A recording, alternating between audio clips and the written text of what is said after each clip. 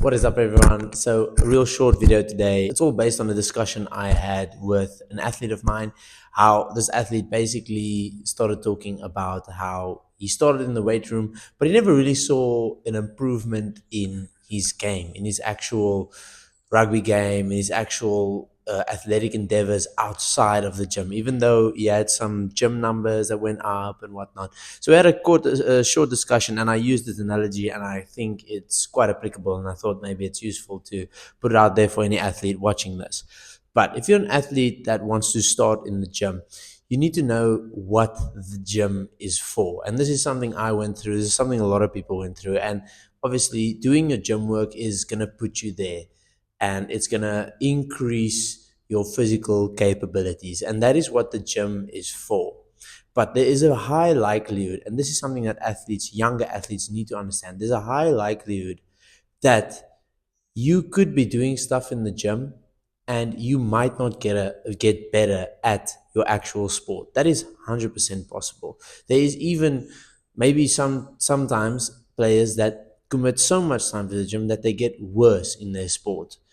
And this is not because the gym, and this is something that also annoys me, is that people might point and say, yeah, that's the gym. That's what the gym does to you. It's nothing to do with the gym.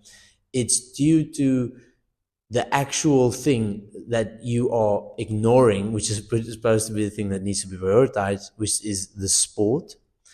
That needs to be trained as well with the gym. And only then is it super beneficial. So I'd like to use an analogy I used. Picture a F1 driver. When an F1 driver enters, it's two stuff that are involved in their sport. If it's a physical sport, I'm just going to use rugby as an example over here. Take your body, the organism, as the car. When we gym, we try to improve our outputs, such as speed, power, strength, conditioning, whatever.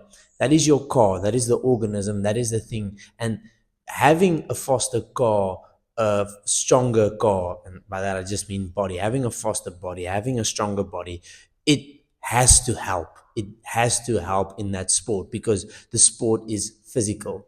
So that is what you are increasing. But if I do not increase my driver's capacity to drive that car and to be good at driving that car and to level up his ability in driving that car, it doesn't help that I am leveling up all the other stuff about my car, but my driver is not getting better at all and not getting better to handle even higher levels. So higher levels of speed in a game, higher levels of strength, because the driver can't handle that yet. Yes, we've gotten faster. Yes, we've gotten stronger, but have you improved your game? And that is something that I really want athletes to understand. If you're a young athlete, an older athlete, you need to understand that there's some stuff that you need to commit time to that is not the gym.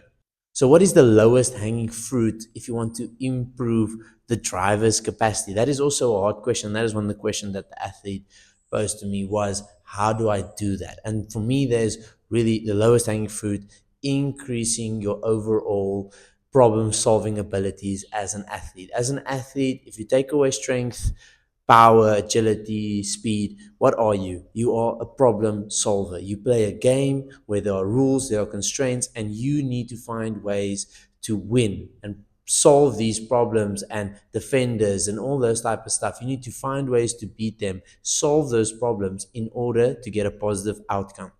And to train those abilities, training general athletic qualities is by any means the best way to do that. So that would mean going out and playing a recreational type of your own sport for the fun of it, trying to get more of a feel into what works for you. For me, that's always been touch rugby with my rugby.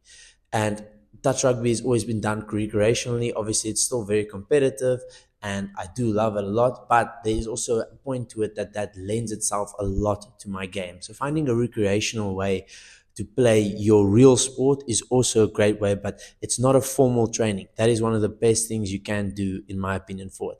The other thing is playing different types of sports. That will also lend itself a lot to your ability to just be a better athlete in general and learn skill, new skill, even better. Another way would be to invest yourself in the sport. This means study your sport, study people playing your position, study people that play a certain style that you want to play. Study the pros, study your sport. And then the last one would be to actually be present in your own trainings. So your own trainings, as in with your club, with your team, with your school team, whatever. Be more present, be at every training, and try and improve that. More than that, you cannot really do, but there are a lot of people, trust me, that do not tick most of those boxes. The only training they get for their real sport is only the training that they go to and that they need to go to be able to play on a match on Saturday or whatever. That is the only training they ever get for their sport, and they invest a lot of hours in the gym. So that needs to be switched around. And at the end of the day, I think the analogy of the F1 driver is so perfect, because at the end of the day, we are training to improve our outputs, which are super important, and it can make you a better athlete, better at your sport, 100%, no doubt. And that is exciting. That is what I fell in love with as well. But at the same time, we as strength and conditioning coaches and athletes need to know the importance of our training for our sport and also becoming generally a better athlete. How do we do that? How do we acquire skill better? How do we become better problem solvers in the context of sport? That's all I have for that video. I hope this helped, and I hope this is something you can apply in your own training. Thank you for watching.